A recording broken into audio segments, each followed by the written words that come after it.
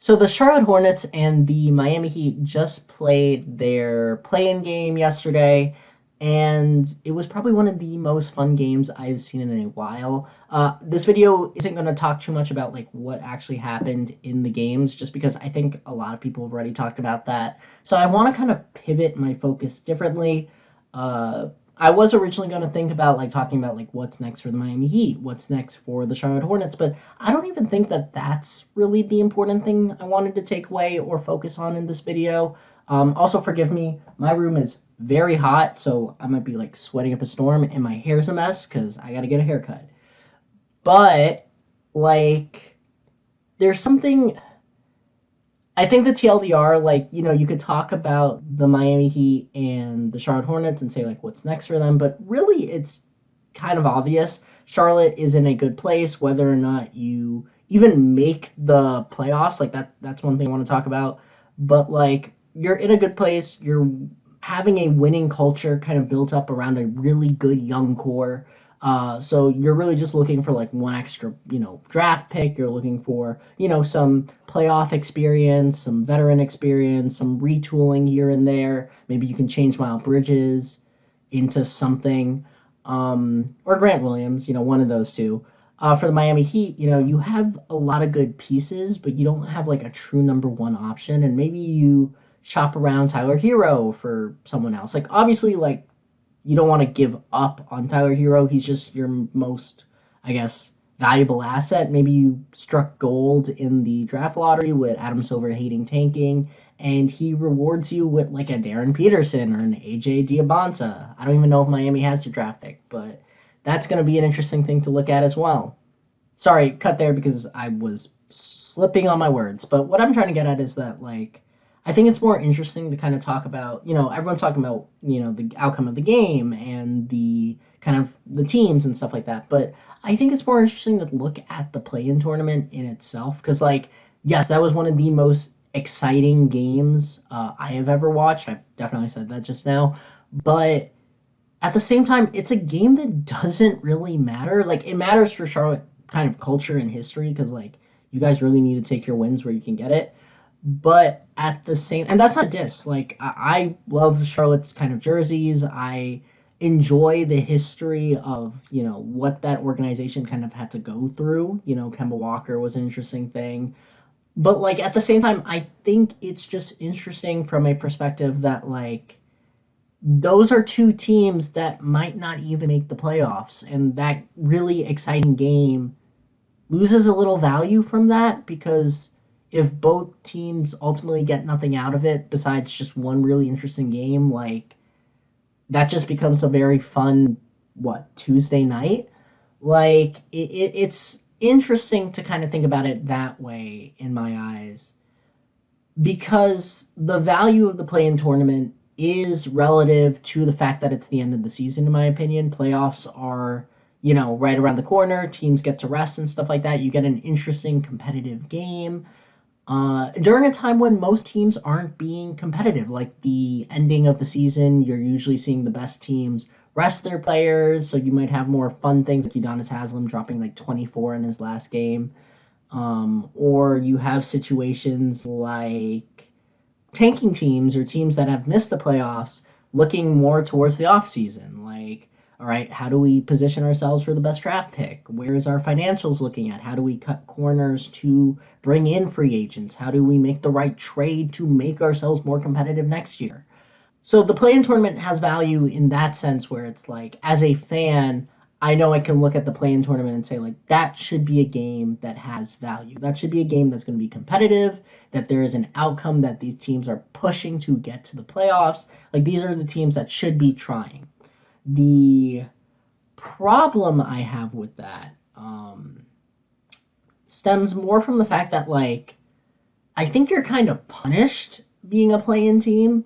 And this is just more of a bigger issue of when you're a middle of the pack team. Like it's not just like the 10th to 7th seed. Like if you're a 6th seed, 5th seed team, if you are a like 11th seed, 12th seed team, like you're stuck in this like weird middle of the pack no man's land situation where you're just kind of punished for being not too good but not too bad.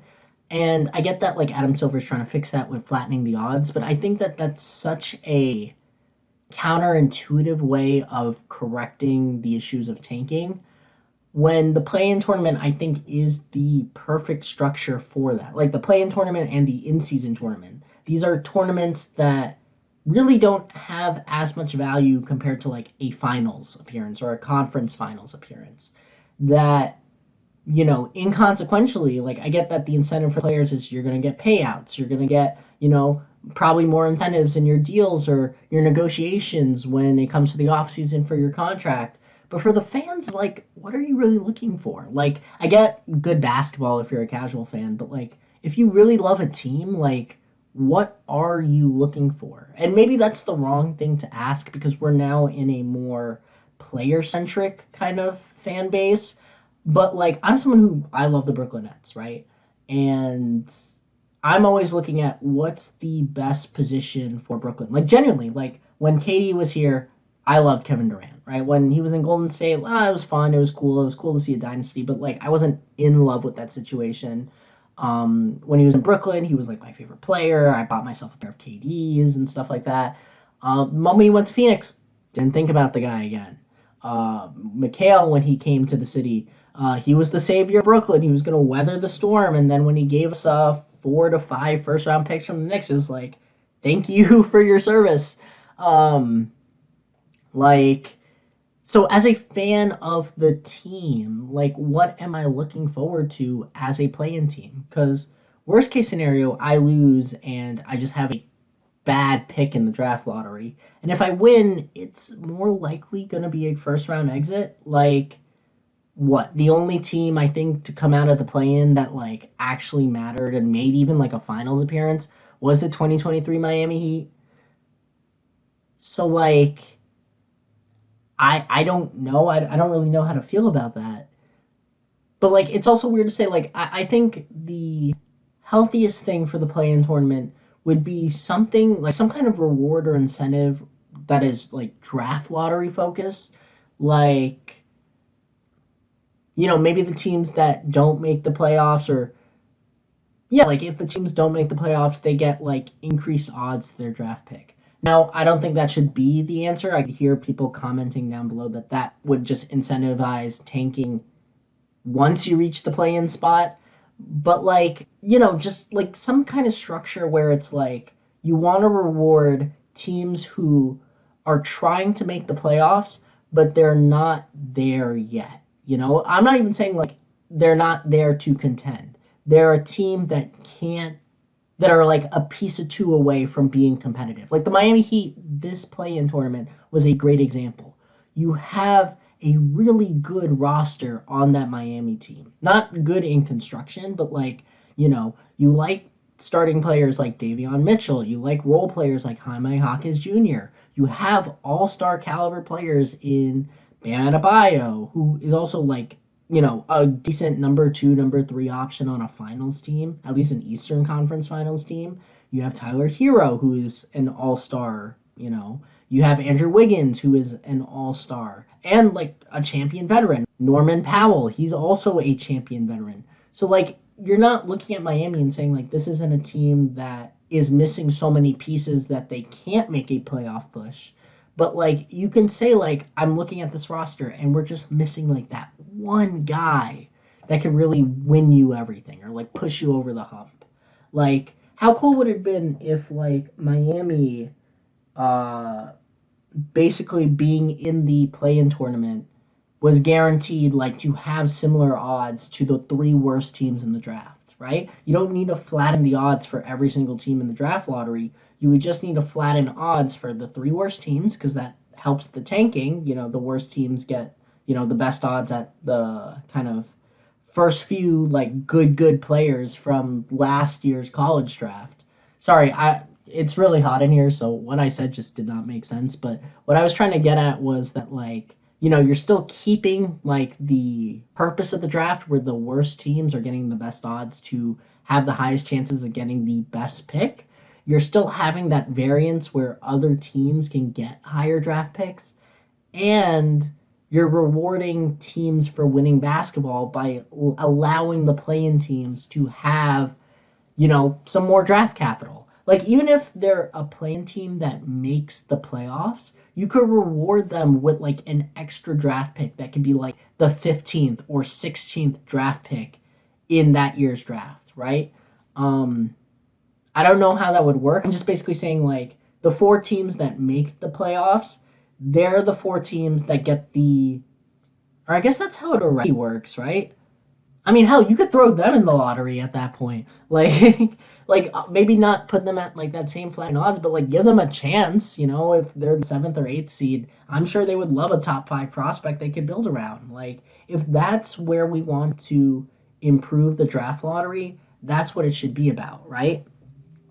Like, it doesn't even need to necessarily be draft lottery focused. Like, the teams that like are in the play-in tournament, let those teams have like financial benefits when it comes to like free agent signings, whether that's more money for guys that they might not be able to keep if they didn't have that like cap space, or like more, or like a second mid-level exception or something like that, something that lets these teams retool. Because like, yeah, maybe the top prospect of the 2026 draft class, like a Cameron Boozer, who's a bit more of a raw prospect, like, he needs time to develop and figure out his game and stuff like that.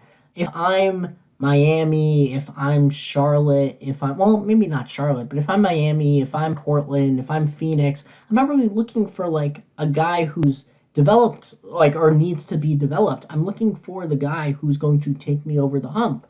And maybe the draft doesn't have that guy, but you know where I can find a guy like that? In free agency. It doesn't even necessarily need to be like the top free agent. It could be someone who's just like, you're a really good veteran, you're a really good 3-and-D wing, having that extra money to kind of play around with, or having some kind of relief from being over the first or second apron. Like, this might be super overpowered, but like, imagine if I'm a play-in team, I make 7 to 10, and I'm basically being told, yep, because you are here, you get a second mid-level exception. You get a, let's say like the first apron doesn't even apply to you anymore, right? Like, you become a team where there is genuine flexibility and kind of a fair trade-off, in my opinion, where like in that playoff picture, I, as the worst team, is getting punished compared to the best team because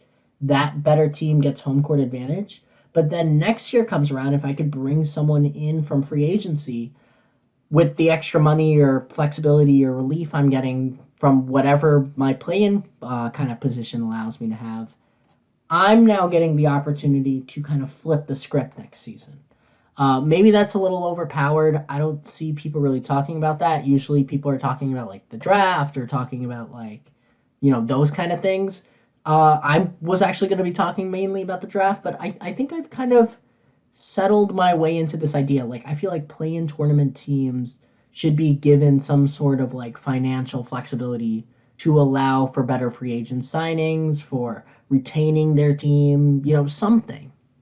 So yeah, I think that's all I have to say. Let me know your thoughts in the comment section down below. This has been Above the Net. Please subscribe if you enjoyed, and I'll see you all next time.